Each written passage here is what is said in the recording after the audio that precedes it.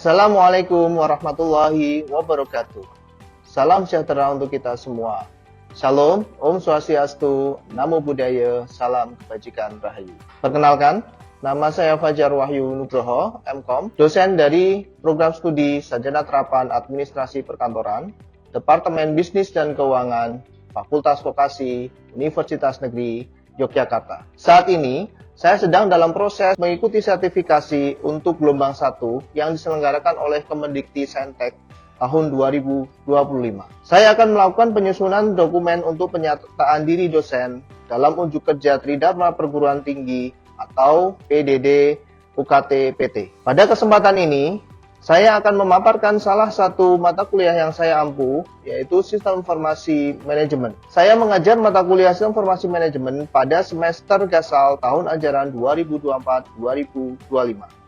Dengan bobot 2 SKS, dengan sifat praktik dan mata kuliah ini merupakan mata kuliah wajib dengan kode mata kuliah APT 6235. Dengan deskripsi mata kuliah, dapat memberikan bekal pengetahuan kepada mahasiswa sarjana terapan administrasi perkantoran mengenai konsep, jenis, manfaat, dan perangkat pendukung sistem informasi, serta memberikan bekal keterampilan, mengembangkan dan atau mengoperasikan produk sistem informasi di era industri 4.0. Mata kuliah ini bersifat interdisiplin yang menggabungkan konsep organisasi, perilaku individu dalam organisasi, manajemen dan teknologi informasi. Perkuliahan Sistem Informasi Manajemen diselenggarakan dengan pendekatan blended learning, yaitu perpaduan antara pembelajaran luring dan atau tatap muka langsung di laboratorium komputer dan juga daring melalui platform e-learning resmi UNY, yaitu bismart.uny.ac.id. Mahasiswa dapat mengakses materi perkuliahan, mengunduh RPS, serta mengunggah tugas secara daring melalui e-learning Bismart. Metode pembelajaran yang saya terapkan yaitu ceramah interaktif untuk membangun pemahaman konseptual mahasiswa terhadap teori sistem informasi sumber daya manusia. Kemudian diskusi untuk mendukung pemahaman mahasiswa dalam menyelesaikan studi kasus nyata. Dan best practice yang bersifat aktif, partisipatif, dan berbasis pada pengalaman nyata. Dalam metode best practice, mahasiswa praktik secara langsung menggunakan sistem informasi sumber daya manusia berbasis website secara daring yang merupakan riset saya bersama tim dosen yang diberi nama Sinergi, panjangan dari Sistem Informasi Sumber Daya Manusia Terintegrasi, di mana sistem tersebut dapat menggambarkan pengelolaan data khususnya sumber daya manusia dalam suatu organisasi, mulai dari dashboard atau basis data karyawan, pengelolaan data HRD, kehadiran karyawan, pengelolaan keuangan, gaji karyawan, inventaris barang, pengelolaan pekerjaan, hingga proses rekrutmen dan perhitungan Key Performance Index atau KPI. Sinergi memiliki beberapa role atau peran, yaitu super administrator, manajer atau pimpinan, staf atau karyawan, yang dapat ditambahkan fitur seperti HRD, keuangan, manajemen proyek, dan lain-lain, sesuai dengan kebutuhan dari organisasi atau perusahaan. Untuk capaian pembelajaran lulusan, yang pertama, mahasiswa mampu mengimplementasikan teori sistem informasi manajemen secara efektif dalam organisasi atau perusahaan. Yang kedua, mahasiswa mampu menggunakan dan mengadaptasi teknologi informasi dan komunikasi dalam melaksanakan tugas profesionalnya. Yang ketiga, mahasiswa dapat mengambil keputusan secara tepat dalam penyelesaian masalah dalam pekerjaan perkantoran berdasarkan pertimbangan hasil analisis informasi dan data. Untuk capaian pembelajaran pada mata kuliah yang diharapkan antara lain, CPMK 1, mahasiswa memiliki pemahaman tentang definisi dan konsep sistem informasi. CPMK 3, mahasiswa mampu menganalisis tentang manfaat sistem informasi untuk organisasi atau perusahaan. CPMK 4, mahasiswa memiliki kemampuan dan keterampilan sebagai smart user sistem informasi. Untuk media pembelajaran pada mata kuliah sistem informasi manajemen meliputi 1. RPS mata kuliah sistem informasi manajemen yang dapat diunduh di e-learning Bismart UNY. Yang kedua, slide PPT materi sistem informasi sumber daya manusia. Ketiga, website sistem informasi sumber daya manusia HRIS Sinergi di alamat URL www.sinergi.my.id. Yang keempat, buku panduan penggunaan HRIS Sinergi. Adapun penilaian dalam mata kuliah Sistem Informasi Manajemen ini mencakup dua teknik penilaian, yaitu penilaian kognitif yang terdiri dari kehadiran 5%, kuis 5%, tugas 5%, UTS 10%, UAS 25%, dan penilaian studi kasus yang berjumlah 50%.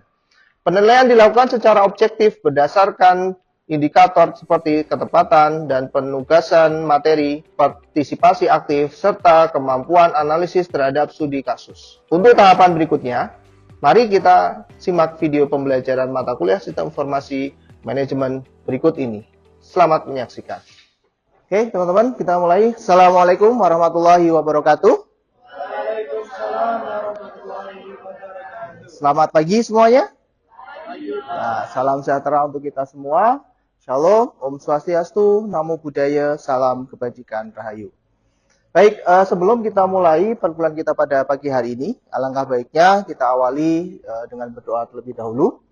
Berdoa menurut keyakinan dan kepercayaan masing-masing dipersilahkan. Berdoa tidak dibatasi. Baik, teman-teman, hari ini ya kita bertemu lagi dalam mata kuliah Sistem Informasi Manajemen. Ya, kita memasuki minggu keempat, gitu ya. Setelah minggu lalu kita membahas terkait dengan RPS ya di pertemuan yang ketiga terkait dengan Global E-Business and Collaboration.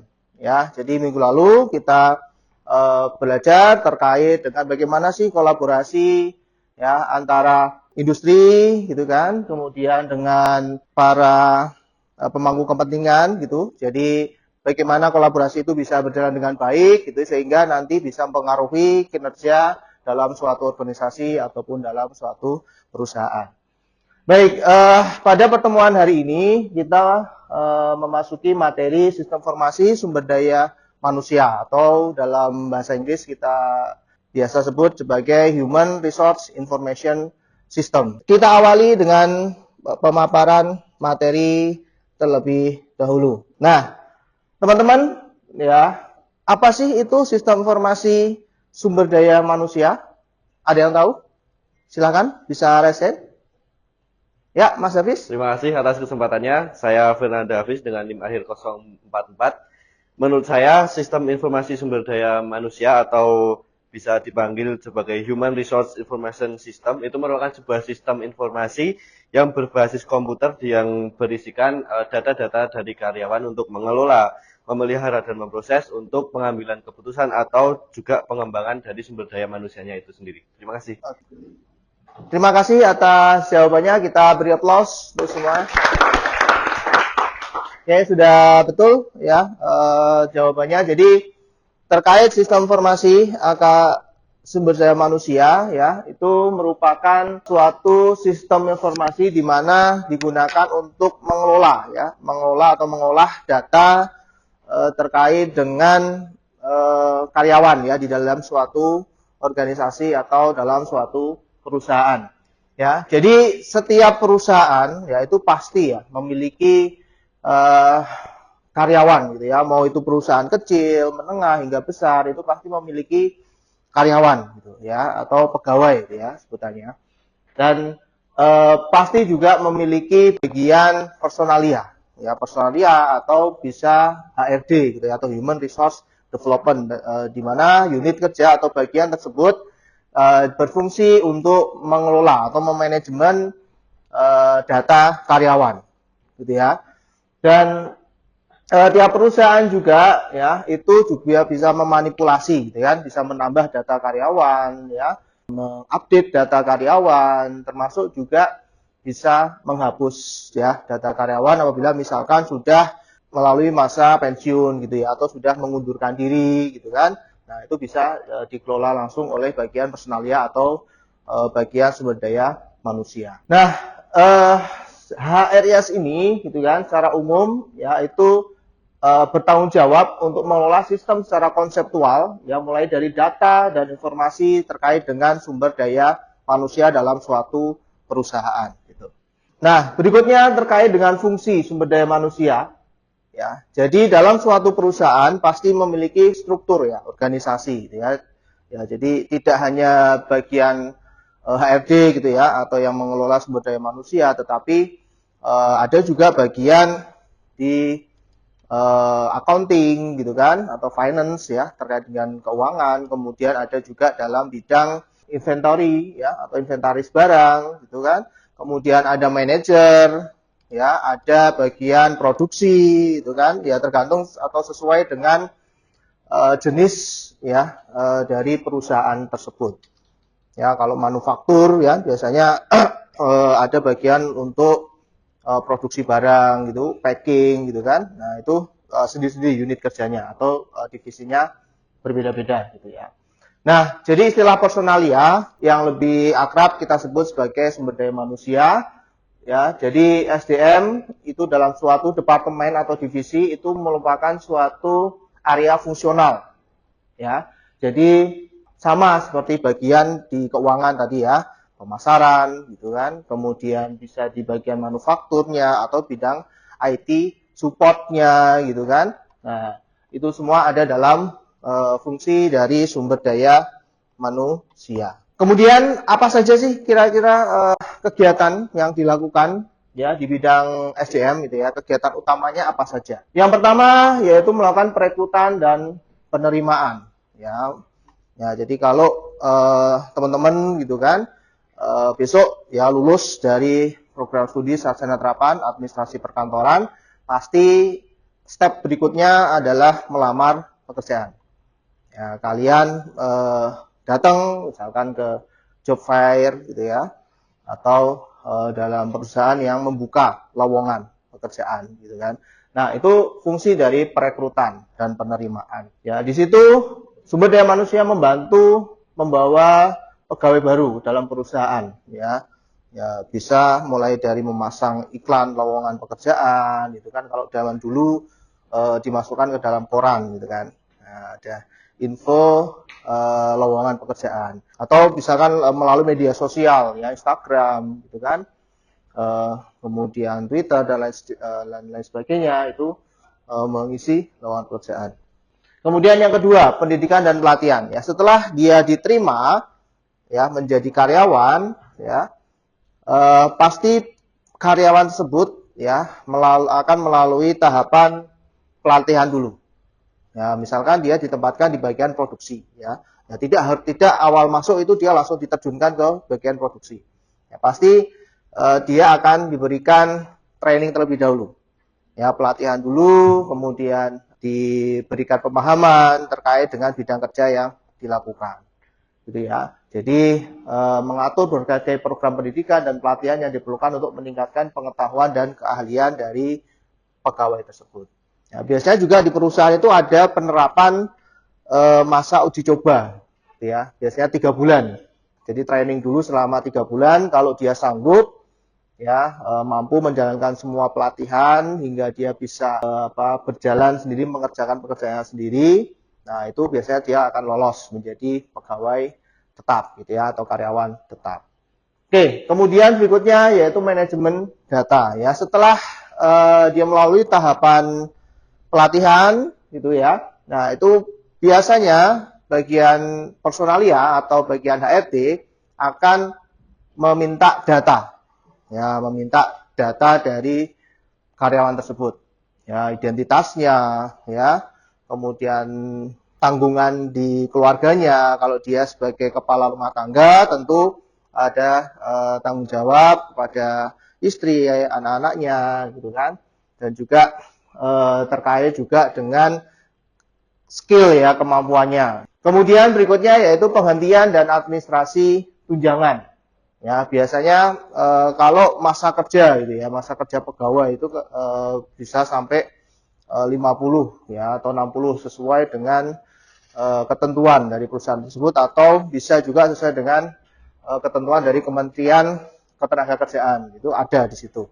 Ya, diatur ya bagaimana karyawan itu sudah memasuki usia pensiun gitu kan. Nah, itu sampai berapa tahun gitu kan. Nah, itu pasti ada penghentian atau bisa juga diberi tunjangan. Ya, kalau dia sebagai pegawai ya, pegawai negeri misalkan atau dalam hal ini perusahaan BUMN, BUMD gitu kan. Itu biasanya ada tunjangan ya, atau bisa juga swasta kalau ada perjanjian khusus gitu. Oke, berikutnya. Nah, ini adalah alur yang tadi yang saya sampaikan tadi ya. Ya, untuk diterima untuk bekerja gitu kan sebagai bagian dari perusahaan tersebut ya, mulai dari perekrutan, penerimaan, kemudian ada pendidikan dan pelatihan, ada penghentian ya kalau misalkan dia melanggar aturan yang sudah dibuat oleh perusahaan ya biasanya nanti ada penghentian ya. Kemudian ada administrasi tunjangan ya. Nah, sampai data-data itu di manage ya, di manajemen ya, menjadi sebuah pegawai tetap. Ya, kalau di perguruan tinggi itu juga ada yang sebagai ASN ya, PNS dan P3K, ada juga sebagai dosen tetap atau dosen PTNBH. Itu juga masuk semua datanya. Baik, berikutnya kita masuk ke evolusi HRIS. Sistem personalia yaitu di awalnya menempatkan data pegawai dalam bentuk map ya, arsip. Ya, kalau kalian pernah tahu gitu kan, mempelajari kearsipan gitu kan. Nah, kearsipan itu kan semua data-data manual ya, paper base, berbasis kertas. Ya, dikumpulkan kemudian dimasukkan ke dalam suatu map atau Snellhalter, itu nanti dikasih label gitu kan, biar nanti lebih mudah dalam hal pencarian ya, di lemari arsip gitu biasanya seperti itu. Nah, kemudian itu kurang efektif sehingga harus kita digitalisasi. Ya, digitalisasi dalam arti semua data-data yang bentuknya paper base ya kemudian melalui proses digitalisasi ya, melalui sistem informasi itu tadi. Ya, semua data-data file, data-data logik itu masuk ke dalam basis data atau database. Nah, manajemen kurang berikan perhatian pada data personil dibandingkan dengan perhatian yang diberikan pada data yang menjelaskan keuangan dan arus material. Ya, biasanya seperti itu karena arus data gitu kan terkait dengan keuangan itu memang sangat sensitif gitu ya. Ya karena selisih ya 100 perak gitu kan. Nah, itu juga nanti akan mempengaruhi gitu ya kinerja misalkan dari karyawan tersebut gitu. Memang harus detail. Kemudian rasa untuk menaikkan status data personal diberikan oleh perusahaan pemerintah seperti EO, Equal Employment Opportunity. Ya, jadi untuk undang-undang keselamatan kerja, perusahaan harus menginformasikan kepada pemerintah tentang sejauh mana pelaksanaan undang-undang tersebut, apakah sudah diimplementasikan dengan baik gitu kan. Karena ya payung hukumnya banyak ya. Kalau itu masuk ke ranah pidana berarti nanti ke polisian ya. Misalkan kalau tunjangan hari raya gitu kan. Ya, itu masuk ke Kementerian Ketenagakerjaan misalkan yang menyuarakan ya untuk terkait dengan hak-haknya dari karyawan tersebut. Kita masuk ke bagian evolusi sistem penyimpanan data personil ya, dalam arti karyawan gitu ya, di dalam data personalia di HRD-nya gitu kan. Nah, awal ya dulu ya kalau sudah menggunakan komputer itu penyimpanannya menggunakan disket gitu ya. Kalau kalian pernah lihat disket ya, 3,5 floppy ya. Nah, itu dimasukkan sebagai penyimpanan data gitu kan. Kalau dulu karyawan menggunakan itu gitu ya. Kemudian sekarang sudah masuk ke sistem basis data gitu ya, dengan jumlah atau kapasitas penyimpanan yang jauh lebih besar dibanding dengan penyimpanan secara fisik gitu ya. Ya misalkan menggunakan SSD atau menggunakan hard disk gitu kan. Nah, itu berbeda gitu. Berikutnya, nah ini merupakan gambaran model sistem informasi sumber daya manusia ya. Ada subsistem input, kemudian database-nya ya, ada output-nya gitu kan, subsistem output, dan tentu saja sebagai pemakai. Kemudian pelaporan terkait dengan lingkungan pekerjaannya seperti apa, apakah dia mampu menyelesaikan pekerjaan dengan baik gitu kan. Itu semua terrekam dalam suatu sistem informasi sumber daya manusia atau Human Resource Information System. Oke, mungkin sampai sini ada yang ingin ditanyakan, teman-teman? Oke, siap, silakan, Mbak Sabil. Perkenalkan Pak, saya Sabil. Jadi saya ingin tanya, tadi kan sudah dijelaskan mengenai model sistem informasi dan bagaimana sistemnya dalam mengelola data. Kemudian pertanyaannya, Lalu jika ditemukan data karyawan dalam sistem yang tidak lengkap atau tidak akurat, apakah itu berdampak pada manajemen SDM secara keseluruhan? Terima kasih. Baik, terima kasih Mbak Sabi. Jadi terkait dengan data ya, data karyawan gitu ya. Tentu ya yang namanya data itu harus selalu dilakukan pembaruan ya, selalu update gitu ya. Sehingga informasi yang didapatkan itu benar-benar akurat. Ya, real time. Ya, bisa dipertanggungjawabkan. Ya, maka apabila ya bagian personalia gitu ya atau bagian HRD itu meminta karyawan ya dalam periode tertentu untuk mengupdate data-datanya, misalkan bisa dari alamat ya, alamat tempat tinggalnya, nomor HP-nya, bisa juga dari statusnya yang mulanya mungkin masih single gitu kan, kemudian dia lama bekerja sehingga sudah memiliki keluarga, memiliki anak. Nah, itu harus selalu diperbarui gitu ya. Nah, tetapi apabila tidak diperbarui, maka tentu saja akan mengakibatkan data itu tidak valid. Kalau dia tidak memperbarui datanya padahal dia sudah memiliki keluarga, maka dia tidak akan mendapatkan tunjangan keluarga. Gitu ya. Maka harus dilakukan pembaruan data secara periodik.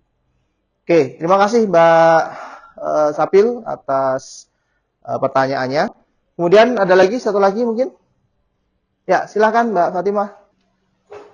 Perkenalkan Pak, saya Fatimah Nurhidayah dengan NIM akhir 059. Jadi berdasarkan tadi pertanyaan Sabil yang sudah dijelaskan oleh Pak Fajar, kemudian pertanyaan saya adalah sejauh mana sistem dari HRIS ini dapat mengakomodasi keberagaman kebutuhan dan kebijakan antar departemen dalam suatu perusahaan. Baik, ya terima kasih atas pertanyaannya, bagus sekali gitu ya, tidak kalah bagusnya dengan pertanyaan yang sudah disampaikan oleh Mbak Sabil tadi terkait dengan berlangsungan gitu ya, bagaimana antar departemen gitu bisa saling bersinergi ya, tentu harus ada job desk-nya gitu kan, dan itu harus disepakati oleh seluruh stakeholder dalam suatu perusahaan itu ya, karena apabila tidak ada kesepakatan, tentu ya data tersebut juga tidak akan berkualitas ya, karena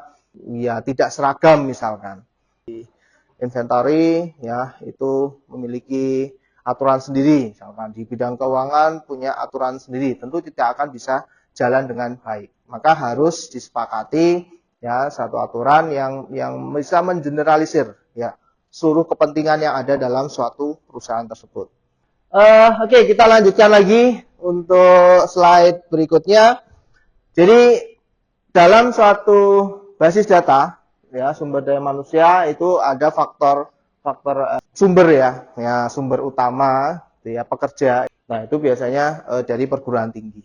Kemudian ada agen tenaga kerja. Jadi ada pelatihan itu ya sebagai agen. Kalau dia sudah cakap, sudah terampil, maka dia siap untuk terjun ke atau siap untuk memasuki dunia kerja gitu kan. Kemudian akses umum ya, jadi dari luar mana saja, kemudian bank pekerjaan perusahaan ya.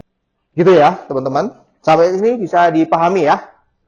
Oke, baik lanjut.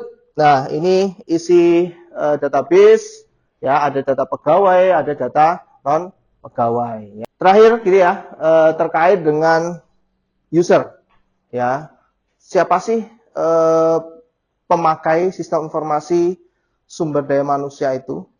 Tentu dalam suatu sistem informasi itu berbeda ya, akses yang diberikan ya, tampilan sistemnya, dashboardnya juga berbeda. Oke, sampai sini bisa dipahami ya teman-teman. Oke, baik, setelah ini ya kita akan praktik ya, praktik langsung menggunakan sistem informasi sumber daya manusia. Oke, di sini ada yang ingin jadi pimpinan?